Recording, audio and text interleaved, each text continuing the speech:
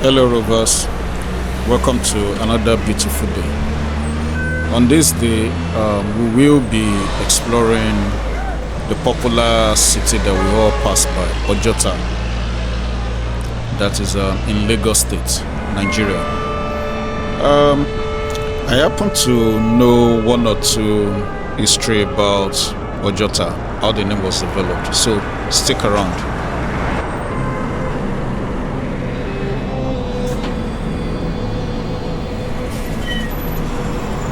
So this is me crossing to, you can see the signpost up front, Oju Ota Kingdom. This name you see here is actually the name that was given to this town in Lagos State, Oju Ota Kingdom. But over time, because of how people, the simplicity of how to pronounce a name, Yoruba names especially, instead of calling it Oju Ota, they formed it to be Ojota, just to make it simple. But today, I'll be sharing one or two stories that I know how this name came to be, Ojota, from the name Oju Ota. The street I'm in right now is called Oju Avenue. This is like, I'll say, from my own personal experience, I'll say this is the most beautiful road into Ojota Kingdom, or should I say Oju Ota Kingdom. You can see the walls beautified, to signify Lagos. This street is beautiful. So, to begin the story that I know about Ojota, Ojota is a town in Koshofe local government area of Lagos State, Nigeria. And it is one of the major transportation hub in Lagos. If you want to go to the east, to the south, to Abuja, yes, I can say you will definitely get a vehicle from Ojota. So the history of the name I'll be sharing today. How did I come to know about this? It happened that while I was very young back then, I think secondary school days, a long time ago, an uncle of my mom who resides here in Ojota, I do visit him once in a while, and one of the history lessons he taught us and his kids back then was the history of how this name came to be. As kids, we would always try to dissect every word we can pronounce. So back then my ideology was Oju Ota ice, then Ota bullet. So I'm always like, how did the name keep to be Oju Ota? So that was when they decided to take us through some history lessons. So from what he said back then, he said that Oju Ota happens to be a name that was carved out from the history of the initial settlers in the area, which are the indigenous people of Awuri, the Awuris. The Awuris originally from Ota.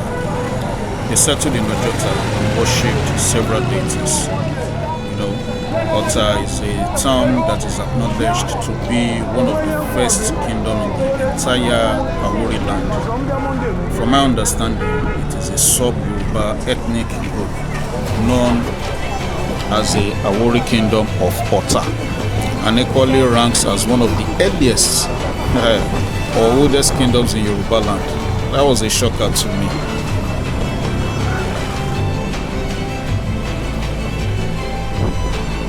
The Awuris, originally from Ota, Ota Kingdom. When they came to Lagos, they settled down at this vicinity called Ojota today. Ota town is acknowledged, to be one of the very first kingdom of the Awori land. It is a sub-ethnic group under Yoruba. Okay. Yes, a sub-ethnic group under Yoruba, and they were named Ota, the people of Ota.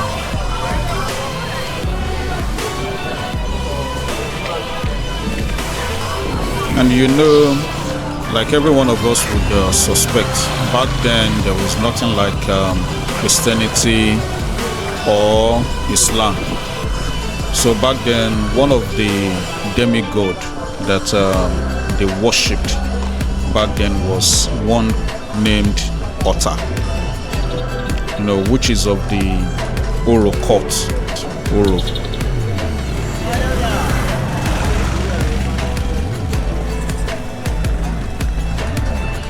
Funny enough, before I ventured into this adventure, I was made to understand that the insignia can still be seen in a shrine around Ojota area, around a tree that was planted by the Awori ancestors. Back then, somewhere around Idiaba. Today now they said that Idiaba is adjacent to Binukono market in the Ugudi area. When you pass through Ojota, if you take a keke beside the MRS filling station, they are going to Ugudu Road, the modern Ojota of today. I'm told that that shrine, that tree is, adjacent to the Binukono market. Well, I didn't go there. Time did not permit me. Maybe some other time in the future we might do part 2 of this. So the early settlers, or should I say the ancestors in Oju Ota, they worshipped that deity Ota at the shrine in Idiaba, and as such, the entire the entire area where they worship that deity was named Oju. Like, where the deity is, the eyes of the deity. So as such, that environment became Oju Ota, meaning like the eye of the deity, Ota. And as such, that was how the name came to be, Oju Ota. But as a civilization came to be, different set of people coming to Lagos,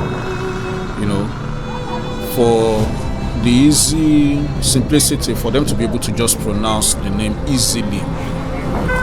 From Ojota, it became Ojota, and that is how we've all been calling it till today, as I was told by my mom's uncle. So that was how the name came to be. It started from the Aworis. They settled at this particular environment, and one of their deities was named Ota, which I hear is still being worshipped once in a year. I don't know the day. I don't know the day, but I'm told that it is still being worshipped in Ojota till today. So that is how the name came to be.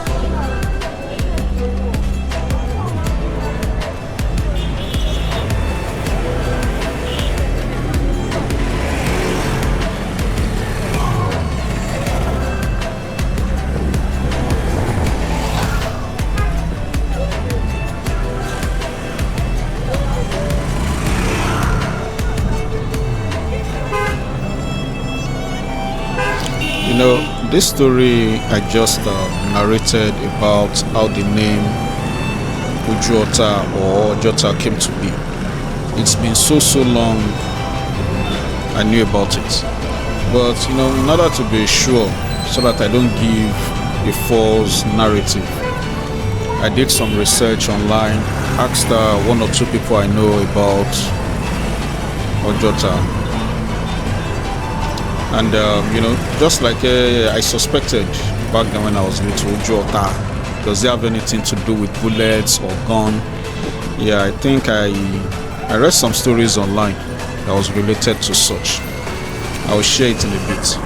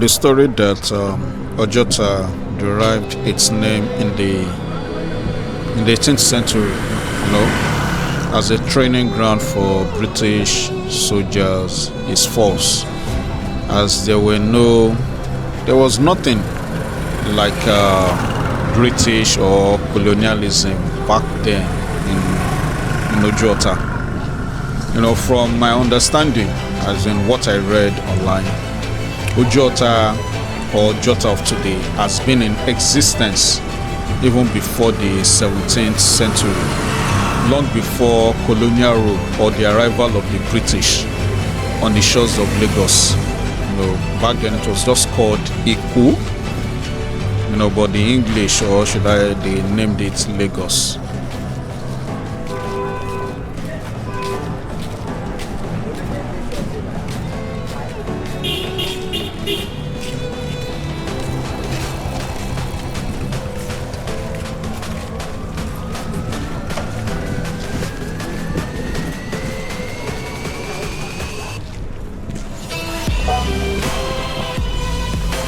Most of us, we don't know history, so this I'll say you guys should take this as a history class, including myself. I'm using this to learn. So apparently the British arrived in Nigeria in 1961 and colonized the country under the Lagos Treaty of Cession.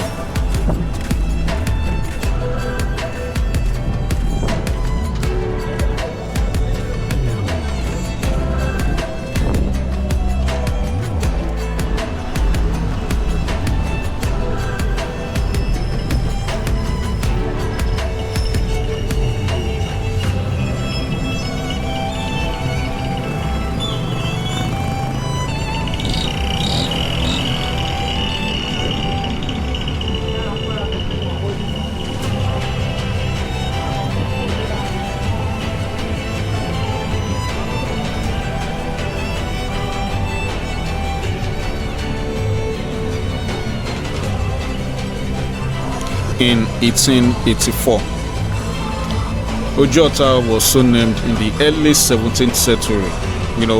That's like 100 years before the British even ever think of stepping into Nigeria at all.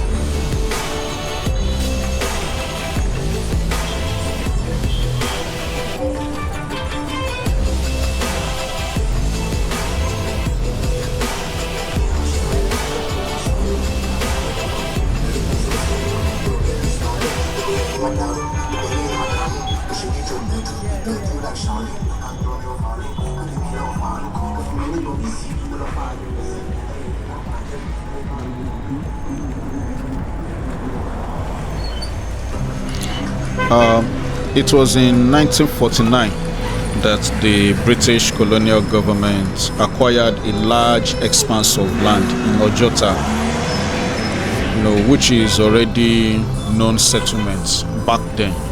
The land that the British colonial government acquired was the Olusosun area. If you are entering Lagos or you are somewhere around Ojota Road or the area called 7 Up, there's one large expanse of land that is used as a refuse dump site. Presently today, that is the Olusosun area. So that was where they acquired back then.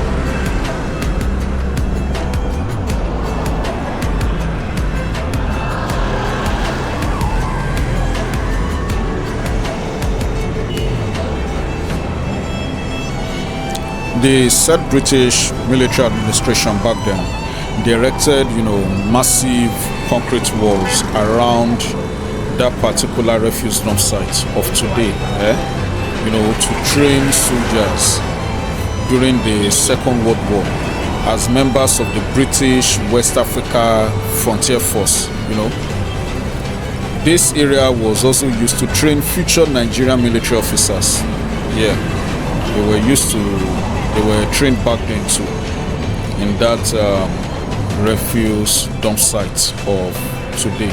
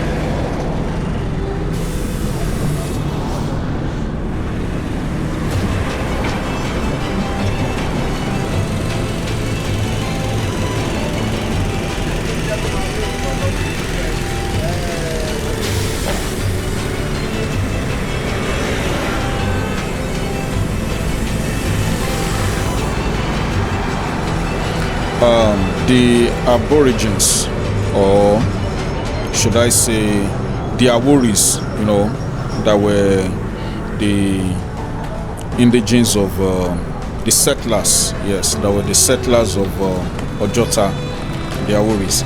They objected to the use of the land for shooting practices, and this led to the litigation between the landowners whose farmland, had been acquired by the so-called British colonial government and the colonial secretary back then.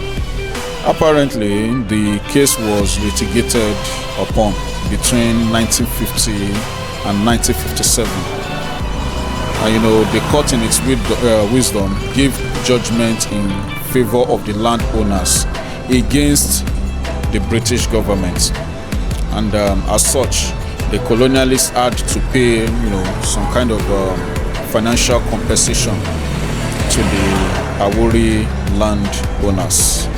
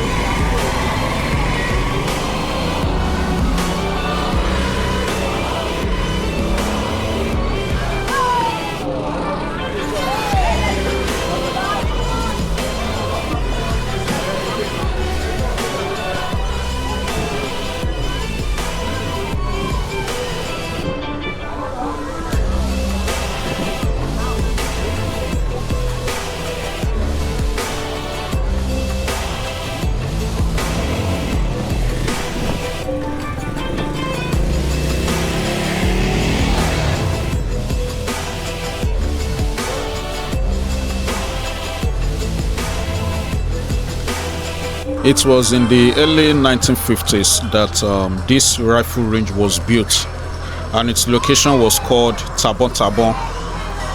Tabon Tabon means shoot gun, because like all what they do back then at the refuse dump site was just to shoot gun for practices.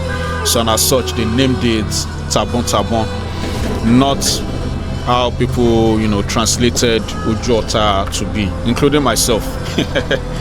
As the name Oju Ota, I thought it was related to something like a bullet, but apparently it has nothing to do with bullets.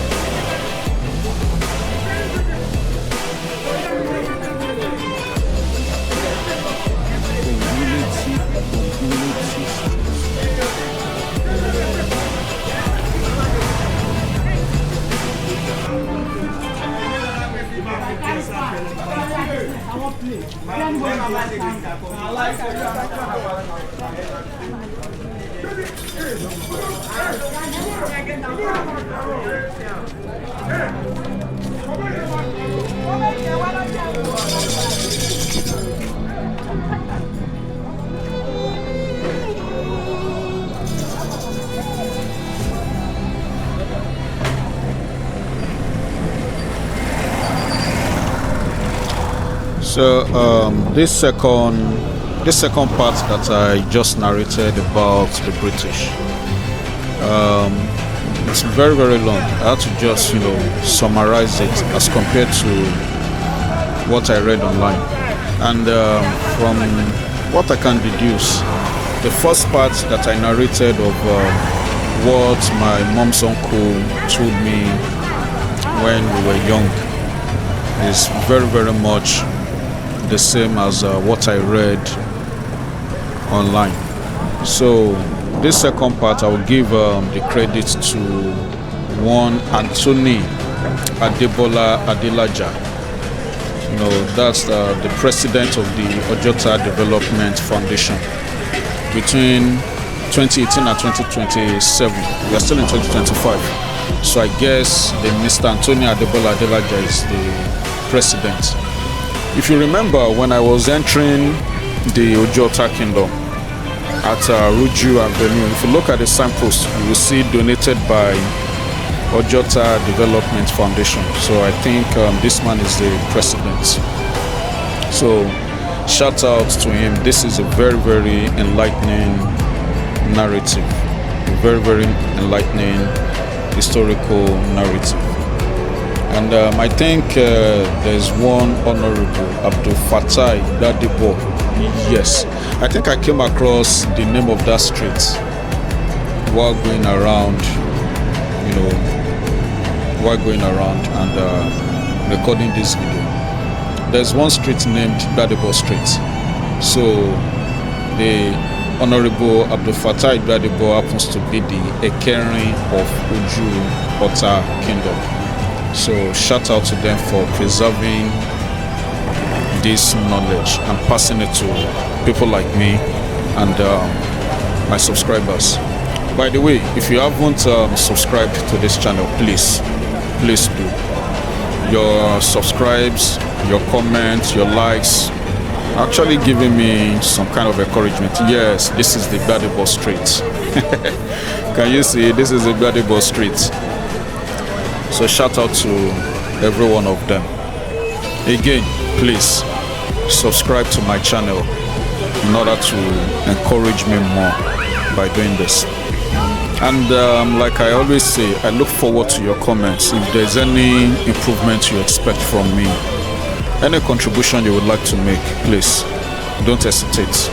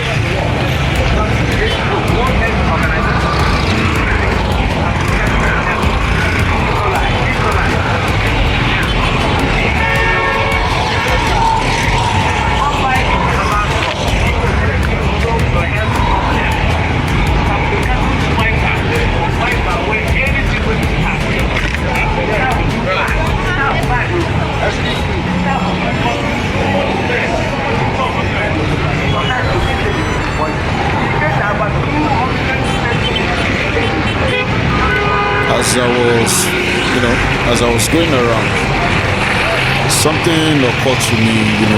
This environment is quite clean. Almost all the roads around Ojota are well tarred. So, something occurred to me like, okay, if I'm to come to this area to, look for an apartment, how much is it going to cost? The environment is clean. Yes, it might be around the Boston areas of Lagos, but it is clean, neat. How much will an apartment like a 2-bedroom, even a room? How much is it going to cost? I can't imagine. But Nigerians are trying. Kudos to everyone. They are trying. Survival, our survival instinct is top notch. It's top notch. can imagine maybe a two-bedroom flat will be going for something like around 1.5, 2 million, because this is in the heartbeat of Lagos mainland. Yes, one of the towns in the heartbeat of Lagos mainland. It will be pretty expensive. If you are living at Ojota or around the axis, how much do you pay for house rent? Let us know in the comment section.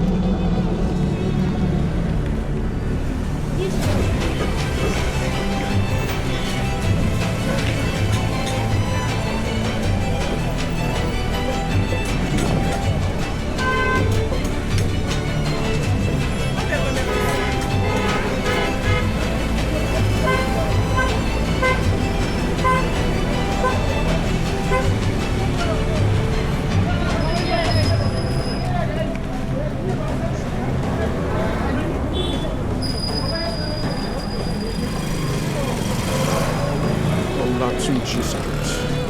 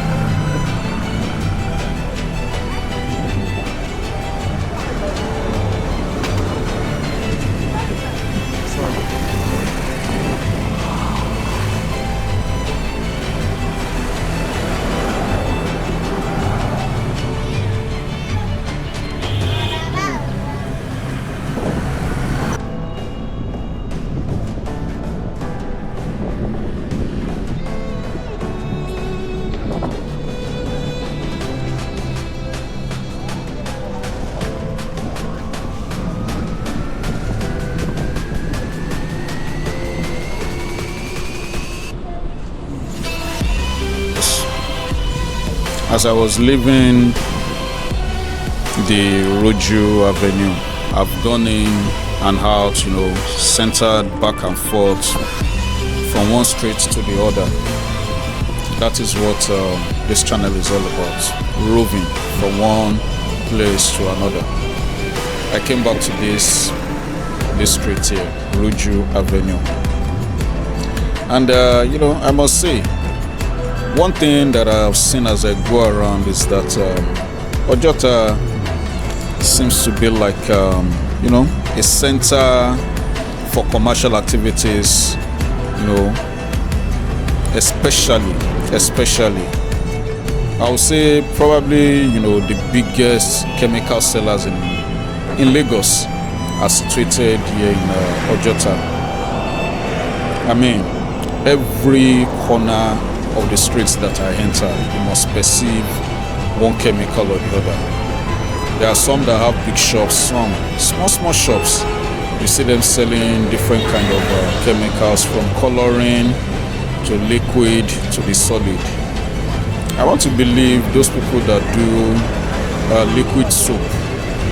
Yes, liquid soap. Possibly the creams we use, the locally made ones.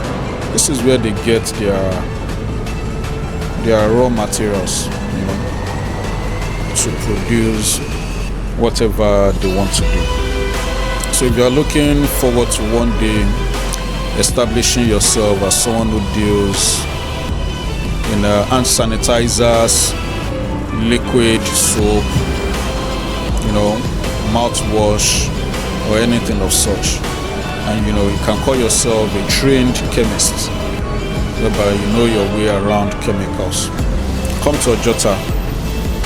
You'll find everything that has to do with chemicals that you would want to buy.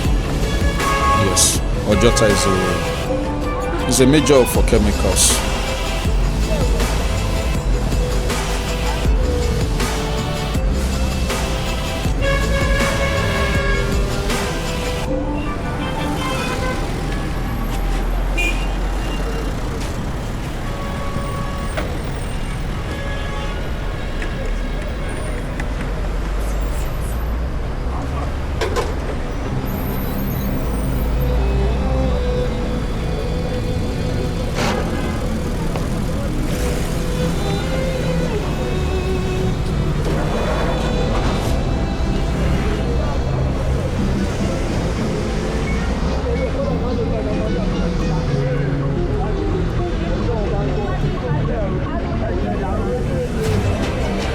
And you can't be somewhere in Lagos and you won't see the local markets where you buy your regular foodstuffs. This is one here at Ojota. It is just by the roadside. Yes, anything you want to buy, clothes, shoes, even your foodstuff, fish, yes, name it, a dick icon. Afan, Ogbono. I saw some of them like that as I was passing by. You can see NIN, in case you want to register your NIN or do some correction of names. If you are within Ojota, you can come to this place. It is not about how big the environment is. It is about the service you want to get. So walk up to them. I hope you'll be able to deliver. I hope so. Hopefully you get the satisfaction you want in their delivery. As you can see, you can look here. This place I'm about to enter now, you see tomatoes, you will see all the foodstuffs like your Edic icon. If you're in Ojota or you are planning to come and stay in Ojota, this is where you can get some of your food items. You can see them: gari, Yoruba, crayfish, vegetables, meat, palm oil, name it. Panla, that dark roasted fish. It's usually sweet. You can see them left, right, and center. Okra, seasoning, dried fish, tomato, pepper, anything. You can come here and get them. This is a market of foodstuffs within Ojota.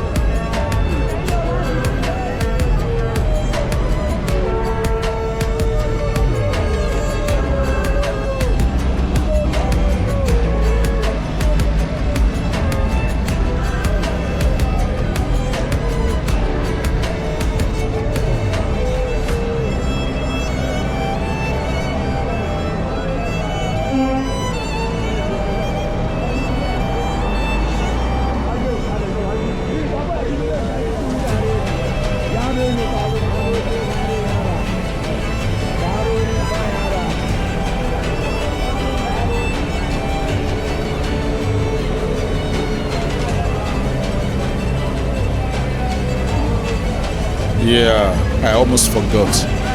Look at this building on the right of your screen. Yeah, the one labeled luckybet.ng. This particular building, if my memory serves me right, this building back in the days, it used to, be owned. I don't know if it's still owned till now. It used to be owned by Philips, Electricals. They are the ones. I don't know, the very, very flat iron, steam iron that we love so much. This is the building they used back then. And this building, from what I learned today, that they are being used for by Jara, yes, Tinsel, and some media organizations. So Ojota is quite big and good for business. So we've come to the end of today's adventure, and I hope you learned something from watching this one. Thank you. I'll see you next time.